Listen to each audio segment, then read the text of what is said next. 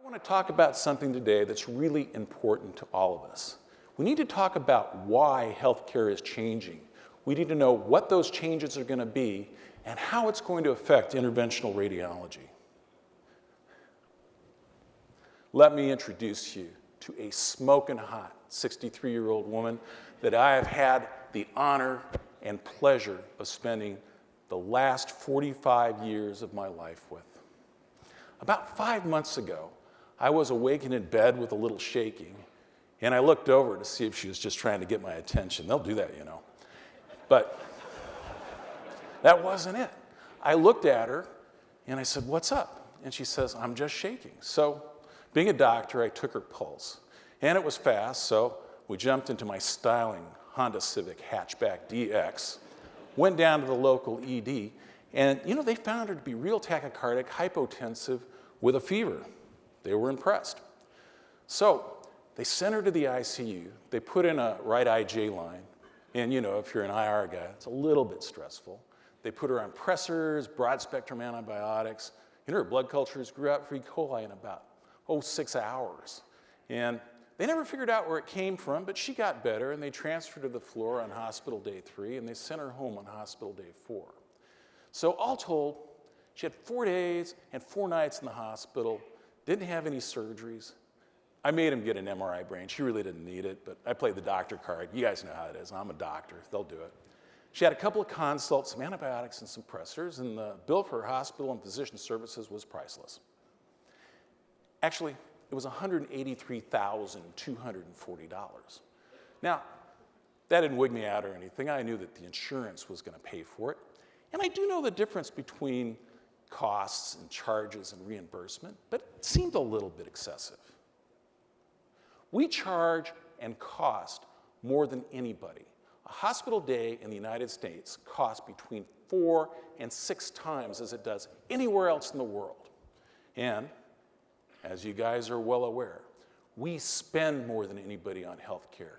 Almost, or actually a little more than 70% of our gross domestic product. That translates to be about $3 million. And this is 1.5 to 2 times higher than anybody else in the world spends. Did you know that in our country, Starbucks spends more on health care than it does on coffee products? If you think like me, and I know I do, doesn't that seem just a wee bit peculiar? So here's a rhetorical question. Does the excessive amount of money that we spend on health care lead to better outcomes? Well, everybody knows it doesn't. We have a terrible infant mortality rate. Our all-preventable mortality rate ranks among the lowest in the world. And our life expectancy is in the bottom 25%. But maybe we're just weak and frail, and Americans are not going to live very long no matter how much money you spend. But maybe we have 5-star service. But you know that's not true either. In a recent study by the Commonwealth Fund based on 2013 WHO data looking at quality, access, and efficiency, compared to 10 other countries, we were 11th. So who's to blame for this mess? Because it is a mess. Is it the insurance companies who are reaping obscene profits? Is it device and pharmaceutical companies who are charging too much for their products here? You know, maybe it's our patients who continue to smoke and drink and eat curly fries. Curly fries are really good, by the way. Maybe it's lawyers making us perform unnecessary tests, or maybe it's these excessive hospital charges. You know something? It's all of these things. It's all of these things, and we're to blame too. We get 20% of the healthcare expenditure in the United States. I'm sure that most of you have read or are familiar with the essay that Atul Gawande wrote that appeared in the June 2009 issue of the New Yorker. He wrote it regarding the cost of healthcare in the small town of McAllen, Texas. Now, as the story goes, when Obama read that article, he had made it mandatory reading for the entire White House staff, and then he convened a meeting of key senators in the Oval Office and walked into that meeting with the New Yorker, slapped it on the table, and said, "This is a problem we gotta fix." Well, what Gawande did is he tried to figure out why McAllen, Texas was one of the most expensive healthcare markets in the country by comparing it to El Paso, which had identical demographics, but their spending was about half on the average of what they spent in McAllen. And what he figured out was that the people weren't sicker in McAllen, and their health care wasn't exceptionally good. They had about the same number of lawsuits. It turned out it was overutilization of services. They had 50% more specialist visits, 40% more surgeries, 550% more urine flow studies, which I would appreciate if someone later told me exactly what it was, and 250% more pacers, cabbages, and coronary stents. In our country, the best predictor of cost is supply. It's what Elliot Fisher and Jack Wenberg of the Dartmouth Atlas Project term as supply-driven care. A higher concentration of physicians predictably yields more hospitalizations, referrals, diagnostic tests, and procedures, and hence more costs. It's like the basic law of supply and demand doesn't apply to healthcare in the United States. With healthcare in the United States, it's just supply. And this has been graphically demonstrated by the Dartmouth Atlas Project. You can see the areas of high spending, I wonder if this works, are in dark colors, where low spending is in light colors. And you know, anybody would have anticipated that New York, Chicago, LA, they're going to have real high spending, lots of docs, lots of patients. But can you explain Texas, the southern Midwest, the Ohio River Valley? And how about this area here? You know, I grew up surfing right about down there, and I know this area very well. There's nothing there. I mean, they got Vegas, but you know, our government used to test thermonuclear bombs to make sure they still worked right here. And I could even accept spending a lot of money on healthcare if it led to better outcomes. But did you know that patients treated in these high-spending areas don't have any better outcomes than patients treated in low-spending areas, as judged by mortality, life expectancy, complication rates, and other healthcare metrics? And a surprising thing is they're just as happy when you don't spend as much money on their patient satisfaction score is about the same. Now, this is really kind of an interesting article. It's worth just pausing a second and taking a look at it. What this did is it looked at patients with bad congestive heart failure or cardiac arrest who were admitted during the week of the American Heart Association meeting or the American College of Cardiology meeting, when people presumed that, you know, maybe would be harder to get in touch with a cardiologist. And it compared those 2 weeks to the rest of the 50 weeks of the year over a 10-year period of time. And predictably, these patients did have lower rates of percutaneous coronary interventions. But I don't think that they figured that the patients would actually survive longer. That's kind of a, wonder about that. Our basic problem is the way that we are reimbursed. In the United States, most of us work in a fee-for-service system. So if the payers decide to reduce the fee for the service we're providing, the only way to maintain a steady income is to increase the number of services that we provide. But really, that's old news. Everybody knows that stuff. Let's talk about what's going to happen in the future. What are the changes going to be in healthcare, and how is that going to affect interventional radiology? When talking about the future, it's appropriate to quote Niels Bohr, who once said, "Prediction is very difficult, especially when it's about the future." This guy won the Nobel Prize. Maybe I'm a candidate. Maintaining our current healthcare expenditure is unsustainable. It is absolutely unsustainable. As we spend more money on healthcare, we have less money to fix these potholes, to educate our children, to do research, and for social entitlements. And this has been documented in a recent journal article from JAMA when you compare the Massachusetts state budget from 2001 to 2011. You can see when you compare those budgets, there was a significant decrease in spending for education, for other community services, while there was a significant increase in spending in healthcare. Last year, Jim Beninati gave one of the best lectures that I ever heard regarding a naval battle which occurred 30 miles east of Samar in the Philippine Sea. But this year we're going to talk about a different battle, one that's occurring more than 8,000 miles, down boy, east of Samar in Washington, D.C. The battle's between Republicans and Democrats, and it's over the Affordable Care Act. Now, a lot of people want this law repealed, and it's controversial. But if you're hoping for that, I just don't think it's going to happen. I don't think it's going to happen because nobody really has a plan to replace it, and a lot of its provisions are really very popular. Not to mention at this point that our government is completely dysfunctional. Hopefully, it will improve in the future.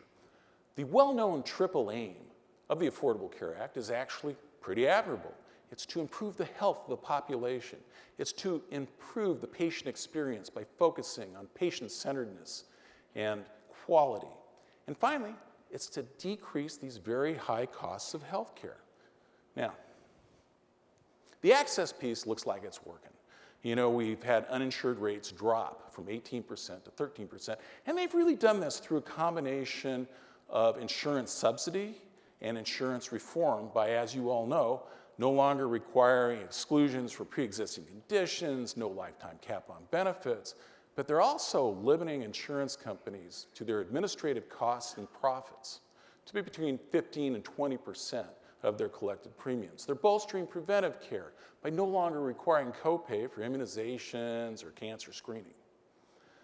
The quality piece, it's a little more difficult to get your arms wrapped around it, and I'd like to introduce it with a short anecdote about baby Gray, who was a neonate hospitalized in a Boston hospital back in 1974 with hemolytic anemia secondary to erythroblastosis fetalis. Now, the treatment for that at the time was to do an exchange transfusion.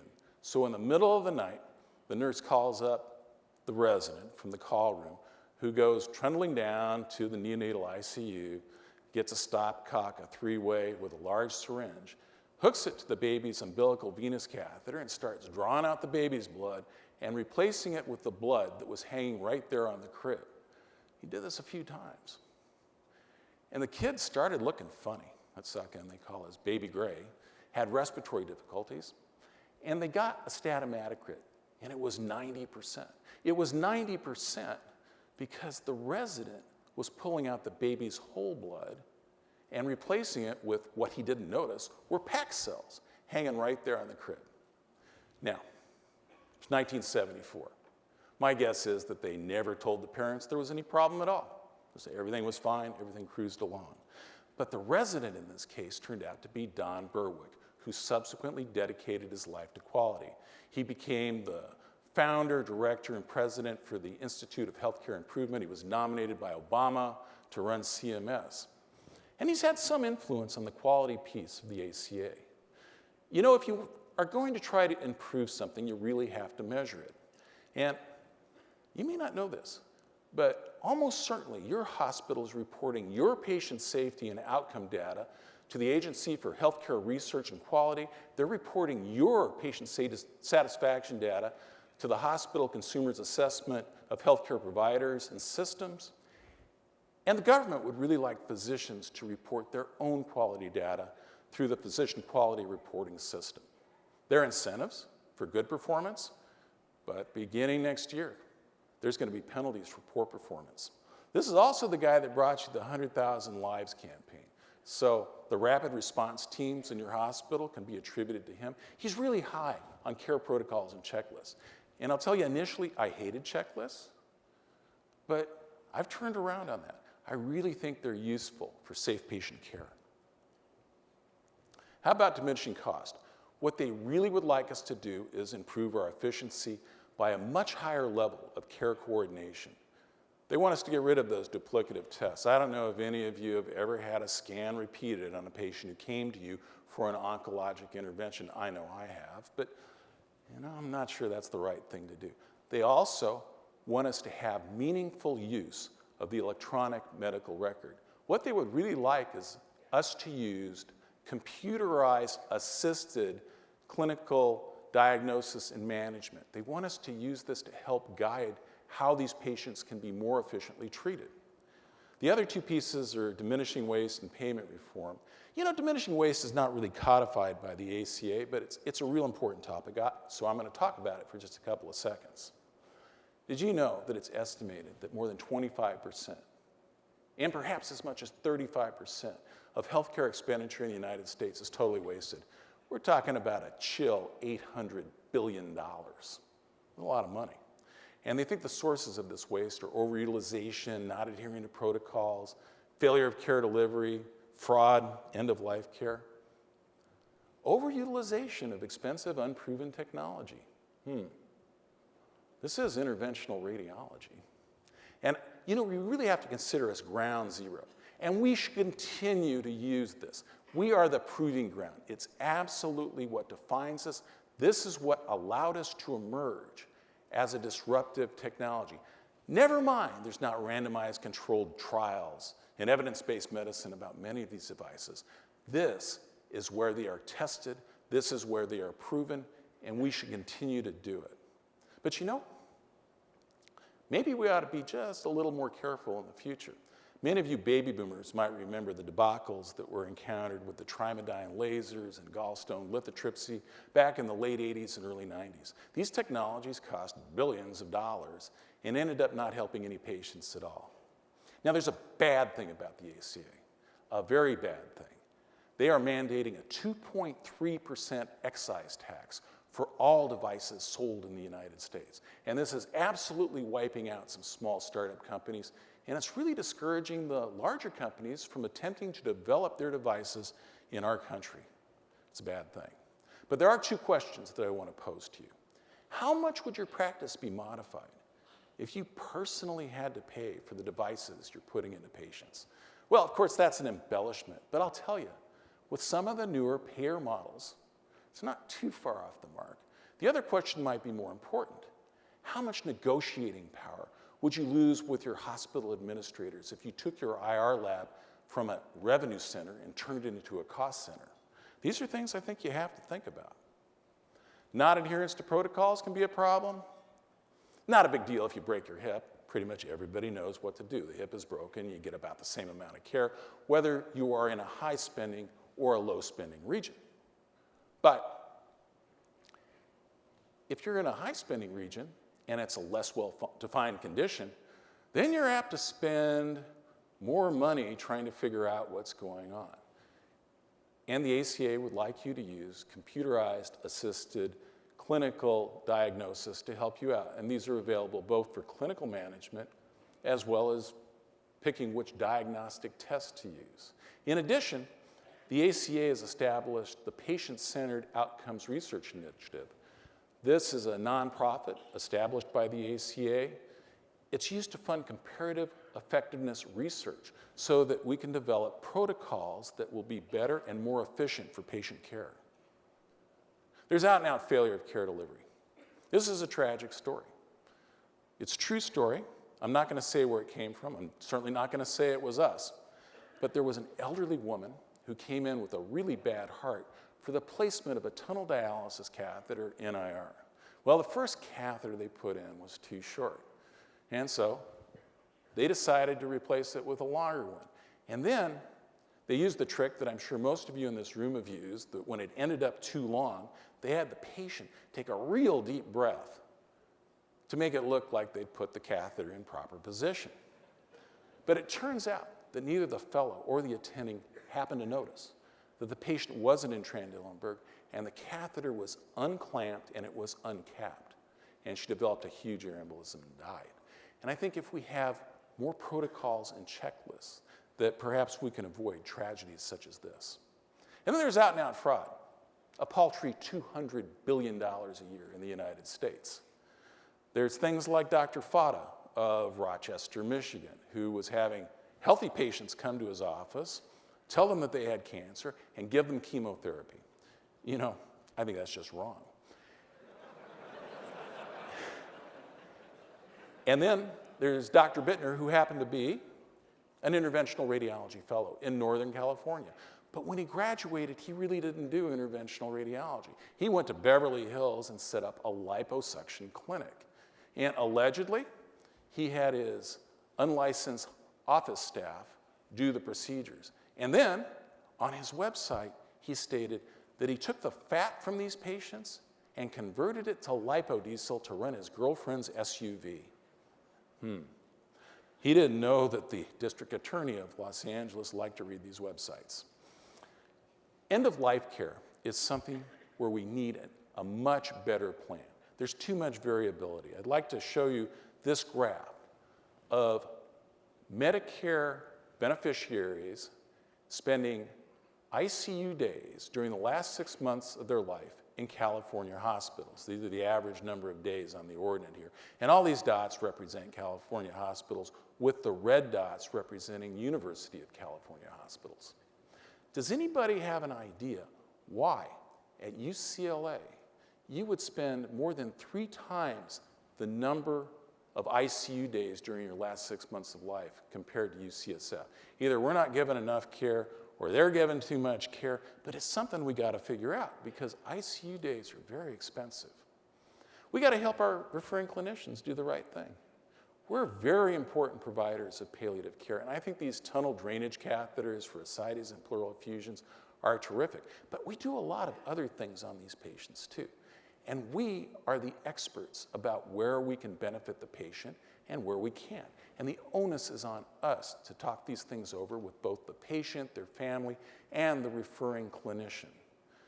You know, sometimes there gets to be a fine line between aggressive palliative care and torture, and it's something we have to be mindful of. Not everybody needs a filter before they die, and not everybody needs that filter removed. And really, not every cancer patient needs to be treated. If you have an advanced, untreatable abdominal malignancy, and you also happen to have urinary obstruction, you probably ought to think twice about putting in a nephrostomy tube. It's likely much more pleasant to fade away in your sleep with renal failure than it is to suffer the excruciating agony of a recurrent bowel obstruction. But we're doing better in this area. Everybody's sort of embracing the concept of concurrent care. What concurrent care is that you have a patient who has advanced cancer and they get all the usual evidence-based medicine and chemotherapy to treat their tumor. But at the same time, they get a very early referral to palliative care and hospice. It turns out if you use this strategy, they show up in the ED much less often, they're admitted to the hospital much less often, and because of that, the costs are significantly reduced. And something that I certainly wouldn't have thought of is that if you use early referral to hospice and palliative care, the patients actually live significantly longer. But all the savings in the world that we do and all of the improved efficiency don't appear to be enough to stop this healthcare expense crisis. And really, the payers are well down the line with healthcare payment reform. It's upon us now. Now, hopefully the changes won't be real rapid. And I think that physicians are always going to make a great living. I don't think you guys have to worry about that. We all will always make a great living. But really, what these guys want is they want the primary care docs and internists to make probably significantly more money, and they want the proceduralists to make probably a little less money because they want to even the playing field. Their overall goal is to get kids who are going through medical school and selecting a specialty to not be so financially driven to go into something procedurally related. They want more primary care docs out there, and that's why they're doing it. Now, most of these models at this point are really an experiment, and as you know, this is going on right now. The one that's gained most of the attention is the Accountable Care Organization, the ACO. Now, an accountable care organization is formed by physicians partnering with hospitals, and they agree to take care of 5,000 or more patients for a period of at least 3 years in time. If working together, they can take care of that group of patients at a cost less than historical controls. Then they get to share in the savings with the payers. Now, in some models, if the cost is more, they also have to share in the expense. The reimbursement varies. Actually, in many ACOs, it's still fee-for-service. But really, what they want is to reimburse these organizations through bundled and global payments. Now, all of these payment reforms are tied to quality because they want to make sure we're not denying care to patients like it was suggested happened in the early 1990s with capitated care. So everything's tied to quality metrics. There are actually 33 quality metrics by which ACOs are evaluated. Most of them, or some of them, are patient satisfaction, but a few of them are fairly relevant to interventional radiology. Central line associated bloodstream infection, and as was recently emphasized by Dr. Prabhakar in Javier, the readmission rate. So those are things to pay attention to. Now there's two pretty bad things about the ACOs. One, the administrative startup costs between $1.5 and $12 million. That gives a huge advantage to hospitals because they have a lot more resources. The second thing is, and I should say this quietly, but it's true, ACOs have not been demonstrated to this point to save healthcare costs. But all of the reforms have a common goal. They want to increase our motivation to improve quality, particularly in the outpatient setting for patients with COPD, congestive heart failure, and heart disease, because what they want to do is decrease hospitalizations, readmissions, and ED visits, because these are the three most expensive things in healthcare. They want to diminish our motivation to increase volume by getting rid of fee-for-service or at least reducing it substantially. And they want to improve the care coordination of our patients by the primary care physicians. And that's how they're going to get these primary care physicians more money, because they're going to pay them for care coordination in addition to the standard face-to-face time that we all charge for in our EMM codes. And really, the time is now. On January the 28th of this year, about a month ago, the Department of Health and Human Services announced that 50% of Medicare fee-for-service payments are going to shift to ACOs or bundles by 2018. So what's that mean for interventional radiology? How are we going to be affected? You know, IR is really recognized as an essential feature of high-quality, low-cost health care. In the Journal of the American Medical Association, no less, they stated this. It's our patient care activities that differentiate us from our diagnostic colleagues who, I'm a little worried, might be a target of some of this payment reform. Oh, we have our own residency, we're our own specialty. So likely we will be able to negotiate with these entities on an independent basis. I think we're going to have more leverage in that respect. In addition, we're unique doctors. We are two physicians in one.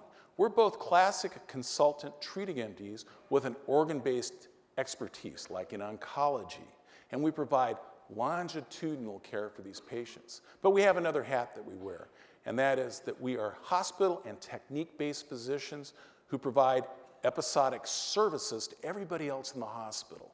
And that includes venous access, dialysis access, drainages, control of bleeding. The internists want us because they'd like to avoid major surgical procedures in their patients. The surgeons want us because we handle their complications. One of the downsides about these episodic services is to improve efficiency, they're likely going to have to require 7/365 coverage. And I've really worked enough weekends in my life, I'll tell you. Not excited about that. But what we can do, as many of us do absolutely now, is have increased reliance on physician assistants and nurse practitioners to do simple things like paras and thoras in venous access. The ACOs and integrated care, they're coming. You may say, let's not do it. But this is right emerging over the horizon right now. Hopefully they will provide us with team-based care so that we can really focus on the patient experience and improve our outcomes. But one of the bad side effects is that I think that more physicians are going to be on salary. And my father, would turn over in his grave if you talked about physicians being salaried. He was against that tremendously. But did you realize that currently 60% of internists in the United States are on salary and 50% of general surgeons are on salary? In fact, in Northern California, we have Kaiser Permanente, and they've done extremely well. They have 45% of the Bay Area healthcare market. They're an HMO because they provide their own insurance, but really most people point to them as the model of an accountable care organization. And in this organization, the physicians are salaried, but they do receive bonuses based on quality metrics and financial performance. It's integrated care, so there's less in the way of turf issues. And I gotta tell you that the graduates of Stanford and UCSF in all specialties consider positions at Kaiser Permanente as plum jobs, and they aggressively pursue getting employment there. And I personally know the interventional radiologists who work for Kaiser Permanente in the Bay Area. You know something? They're real happy. So maybe things aren't as dire as they seem. So my take-home message is that if healthcare expenditure can be reduced 15 to 20%, it's not going to do anything about the quality of our healthcare, and the access really shouldn't suffer either. And really, I do think we'll always make a good living, and the physician reimbursement is going to be maintained. Now, I know the ACA is controversial. They've tinkered with it. There may be other plans in the future. But for one, I think it's the right thing to do. I love this country. I'm an American, but I am embarrassed that we do not provide universal health care coverage for our citizens. I think it's a tragedy. Finally,